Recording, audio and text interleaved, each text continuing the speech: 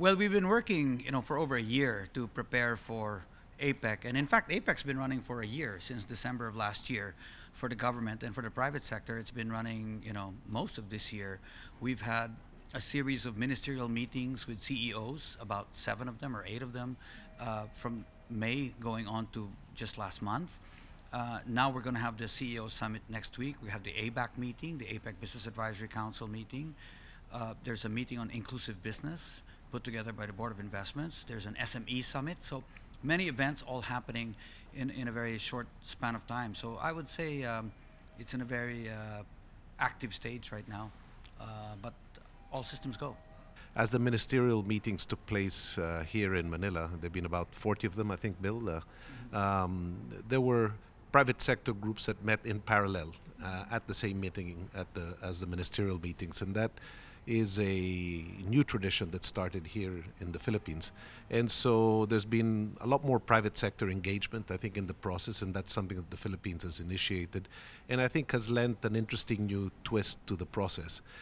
So while the private sector groups met in parallel with the ministerial meetings, I think there was a meeting of the two parties at the end of the talk. So there's been a lot of interaction between private sector and public sector. So as Bill and Tony were saying, it's really been a process that's leading up to this culmination of a meeting now in November, but there have been a series of meetings that have led up to this, which has really exposed the Philippines in a very positive way throughout the country, because the meetings have not just taken place in Manila, they've been spread out throughout the country. So it's been great. What were some of the things that were discussed during this during the private sector get-togethers? Could you share a little bit about that, I guess? Well, we all attended different ones. In my case, I attended an energy meeting, and I attended the trade ministers meeting as well. In the trade ministers meeting, it was continuing the theme of free trade access across country, and both some of the positives and negatives that needed to be addressed as we went through. There were a number of issues discussed there around tariff-related issues and anything that would facilitate trade. On the energy side, it was fascinating. There was the whole debate of renewables versus fossil fuels, the pricing of fossil fuels being lower still than renewables, but at the same time the need to provide environmental safeguards for fossil-related fuels, how to find a commonality between the two, how to find a portfolio that was right for a country, and some of the challenges that came with that. But there were a number of other issues. So all in all, it's been a fascinating process, but I think there were meetings as well on the SME side and many others. We also have a few topics which we sort of has more interest in terms of people mobility, which is quite important to us. And also, I think Jaime is the one trying to push for livable cities, which APEC or APEC pick it up now. You want to add anything? Yeah, sure. We touched on many things: how to support small and medium-scale enterprise, how to make them part of supply chains of larger businesses. For mobility, there was a wide range of discussion on inclusive mobility, mass transit, creating more pedestrian-friendly cities, more access for people to move around, and then of course the whole livable city picture, how to create livable, sustainable and competitive cities. Great discussions on energy, as Jaime mentioned, on fossil fuels and renewables and energy efficiency. Just a great exchange of ideas and thoughts between ministers and CEOs, and I think it's rare to see that happen in a very almost informal atmosphere. I mean, you discuss heavy topics, but it's not presentations, it's not long scripts or memos read to each other. It's just really a good conversation. We found it of great value. Some economists say that the summit is reciprocal and APEC itself is non-binding. How important is APEC for the Philippine consumers and for the local companies? We were discussing this yesterday, and actually I think the non-binding component is actually quite interesting because you got to understand APEC came about as a grouping of countries who believed in a free trade agenda and believed that free trade could lead the participating countries to a higher level of growth and a higher level of income on a GDP and GNP basis.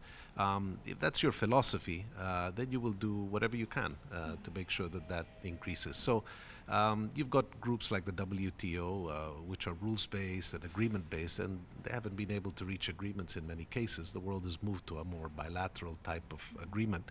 I think what's nice about the APEC structure is that there is a commonality of vision, and so people want to move up I guess the path to success of keeping our standards equal to the rest, keeping our educational standards equal to us, learning from each other, facilitating trade, bringing down tariffs, making sure that the things that get in the way to the free flow of goods and people start getting pushed aside. Generally, if that's your aspiration, actually rules are secondary. Everybody wants to strive for a higher growth agenda and give their people back in any way that they can. And that dialogue is alive and kicking, and the agenda gets more and more complex every year. More things get added because I think people want to participate. In fact, we have a president attending this conference, President Santos of Colombia, who would like Colombia to be part of APEC. He can't be a member yet, but he's coming on the invitation of the Philippine president, and that shows kind of the desire of countries to want to be part and parcel, I guess, of this undertaking. So in the end, going back to your question on the rules-based, I think in a way the fact that it's a loose agreement of people with a common agenda is actually perhaps more forceful than a rules-based, where everybody would be far more cautious about agreeing to things. How important is APEC to the Philippines? I was quite surprised to learn that 85% of our exports go to an APEC, rest of APEC, yeah. And something like 2/3 or 70% of our investments come from APEC. So that's a huge percentage, trade-wise or investment-wise. And you can see it also, I think, our own, I think companies here, both Tony and Jaime, their companies are in other APEC economies as well, have exposure there. So I think this free flow of goods and people, it's a good thing. We benefit from it. From which member economies do you hope to further attract trade and investments this coming years? Well, you bring up an interesting question, which is the whole issue of investment. The Philippines has had a very successful economic formula that's worked well over the last 5 to 10 years. We've had a chance to grow as a country, but a lot of it's been led by consumer demand. We have a young population, we have remittances that come back, we have a burgeoning BPO industry, and that's led a consumer-driven economic model that's been very successful. However, we've been lower on the scale on the investment side. Within an ASEAN context, the Philippines is relatively low. And imagine if we can get that component of our GNP, GDP model to kick in, you could take your growth rate from a 5 to 6% level to perhaps an 8. And so the fact that we've had all these meetings in the Philippines, the fact that we're having a CEO conference led by Tony and Bill, that we're attracting, I think, more than 1,000 delegates coming, and that we've had all these ministerial meetings throughout the country with private sector participation as well, all leads to a new awareness of what the country could potentially give. If we can get that investment-led growth model to kick up a little bit, that will lead not only to growth, but it'll lead to employment, which the country badly needs. So we're hopeful that that'll be the case. And certainly there are many other ways to attract investment, but my goodness, this is as good a one as you can get. Yeah. Have there been any indication, I guess, from specific economies of some investments forthcoming, perhaps, or?